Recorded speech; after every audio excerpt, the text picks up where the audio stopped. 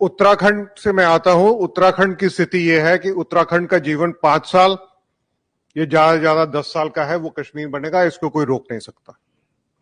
उसके लिए मैं आपको ये बताता हूं कि बद्रीनाथ में, केदारनाथ में मस्जिद बन गई है, इबादतगाह बन गई है, वहां पे नमाज अदा होनी शुरू हो गई है।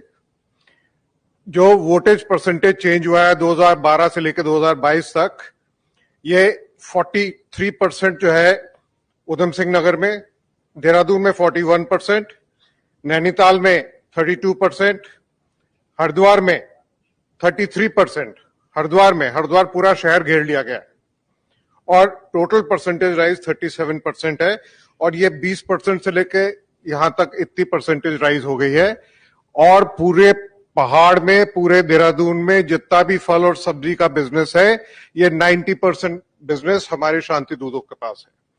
2012 में इसका एक सर्वे कराया गया था। देहरादून सिटी में 7001 ठेले वाले जो फल और सब्जी बेचते हैं, ये सारे शांति दूत थे और उसमें से अधिकांश जो है वो बांग्लादेश से आने वाले थे। उसकी पूरी लिस्ट तैयार करके, मुझको इसको कहने में कोई शर्म नहीं है और कोई हिचक भी नहीं है। जस्टिस शंभुनाथ श्रीवास्तव जी ने ये सर्वे करवाया था और इस सर्वे करा के बीजेपी की गवर्नमेंट को दिया गया था कि मुझको पुलिस मुहैया करा दीजिए और मैं इन सबको डिटेंशन, जो कि स्टेट का सब्जेक्ट है, डिटेन कर दूंगा, डिटेक्शन में डाल दूंगा और इनको डिपोर्टेशन गवर्नमेंट ऑफ इंडिया करेगी।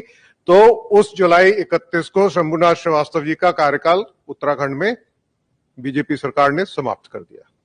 तो ये हमारी स्थिति है। अब इसका समाधान क्या है? इसका समाधान ये है कि हमारा उत्तराखंड का 630 किलोमीटर का बॉर्डर चाइना के साथ लगता है और एक बटालियन जो है वो 40 किलोमीटर के एरिया को पेट्रोल करती है। हमारे यहाँ वहां पे स्काउट्स एंड गाइड्स हैं। उन स्काउट्स एंड गाइड्स को अरुणाचल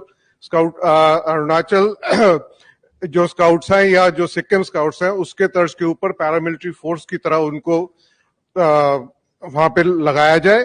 उनकी भर्ती जो है वही कुमाऊं और गढ़वाल से हो और वहीं वो पोस्ट रहे 6 से 7 साल तक।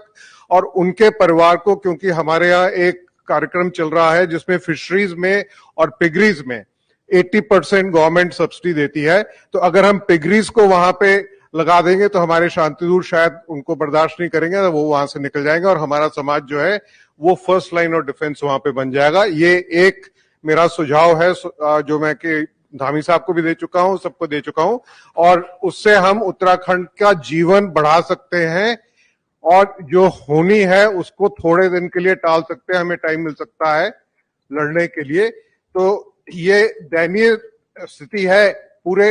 और सबसे मैक्सिमम देहरादून शहर के अंदर धर्मपुर में जो चेंज आया है, 56% शांति दूतों की आबादी है।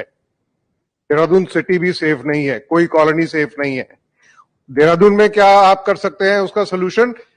मंदिर को सेंटर बना के मित्र मंडली बनाइए, मंदिर में जाके इकट्ठे होइए, मंदिर में जाके सबके साथ बनिए, मंदिर का भी उत्थान कीजिए और आपसी में भाईचारा बढ़ाइए और एक दूसरे को पहचानिए। वो आपका एक जो मित्र मंडली है, अगर आपके घर में 4 लोग आते हैं तो आपने उस मंडली को बुलाया तो वो आपके साथ खड़े होंगे, अन्यथा आपके पास कोई आदमी नहीं है।